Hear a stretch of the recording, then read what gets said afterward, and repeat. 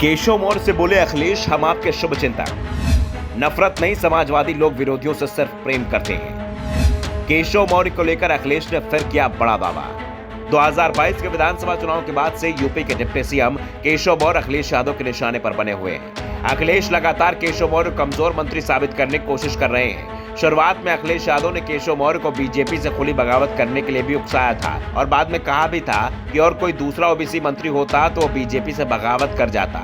BJP में केशव मौर्य को न इज्जत मिल रही है और न ही अधिकार दिया जा रहा है। अखिलेश पहले भी कई बार कह चुके हैं कि अगर केशव मौर्य अपने साथ बीजेपी के 100 विधायकों को ले आए तो सपा उनका समर्थन करेगी, जिससे मौर्य सीएम बन जाए। लेकिन मौर्य ने अखिलेश के प्रस्ताव को खारिज कर दिया। उसके बाद से ही अखिलेश मौर्य को कमजोर नेता बता रहे हैं और अब यहां तक दावा कर रहे हैं कि 100 विधायक दूर, मौर्य के पास एक भी विधायक नहीं है। यहां तक मौर्य खुद भी चुनाव हार गए थे, वो खुद भी विधायक नहीं है। इस बीच केशव मौर्य ने अचानक ये कहकर राजनीति में सनसनी फैला दी कि अखिलेश यादव उनकी जान लेना चाहते हैं, क्योंकि अखिलेश यादव को ओबीसी समुदाय का नेता पसंद नहीं आ रहा है जो राजनीति में तेजी से आगे बढ़ रहा है। अखिलेश यादव मेरी जान लेने की कोशिश कर रहे हैं। केशव मौर्य के सवालों पर अखिलेश यादव का भी जवाब आ गया है। अखिलेश ने कहा कि हम समाजवादी लोग हैं और ना तो मैं और ना ही मेरी पार्टी किसी की जान लेने की कोशिश करती है। हम लोग तो अत्यधिक प्रेम करने वाले लोग हैं। उन्होंने साफ तौर पर कहा कि समाजवादी पार्टी किसी के लिए शारीरिक रूप से नुकसान पहुंचाने की कोशिश नहीं करती है। केशव प्रसाद मौर्य को लेकर उन्होंने कहा कि उनके लिए तो मेरे मन में काफी प्रेम है। सपा प्रमुख ने कहा केशव प्रसाद मौर्य को परेशानी कुर्सी की है।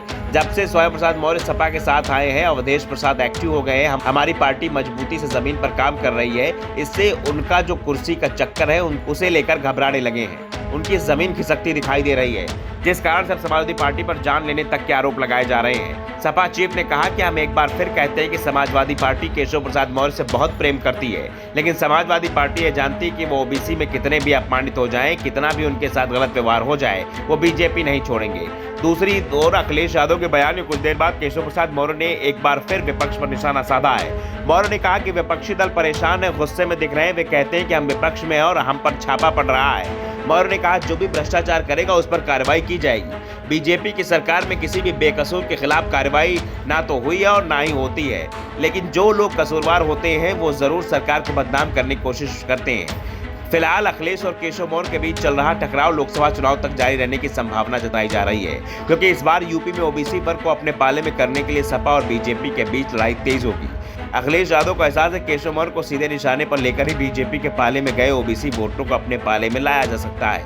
इसलिए अखिलेश यादव केशव मौर्य पर निशाना साध रहे हैं। दूसरी ओर केशव मौर्य को भी इस बात का एहसास है, इसलिए वो अखिलेश के हर सवाल का उनकी भाषा में ही जवाब दे रहे हैं। केशव मौर्य ने तो यहाँ तक कह दिया कि यदुवंशी बीजेपी को चाहते हैं, क्योंकि वो बहुत बड़े राष्ट्रभक्त होते हैं। मौर्य का दावा सपा के मजबूत वोट बैंक की ओर था।